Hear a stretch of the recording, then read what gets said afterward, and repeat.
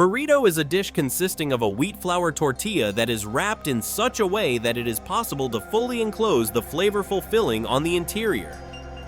The filling consists of a combination of various ingredients such as meat, beans, rice, lettuce, guacamole, and cheese, among others. Its name means little donkey in Spanish, and a popular theory suggests that it stems from the way the bedrolls and packs appeared on the donkeys that carried them. Some claim that the dish originated in the 19th century by either the vaqueros in northern Mexico, farmers in California, or the miners from Sonora.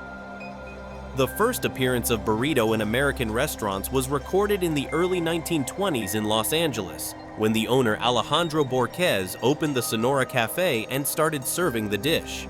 He changed the name of the restaurant to El Cholo Spanish Cafe, and it's still in business.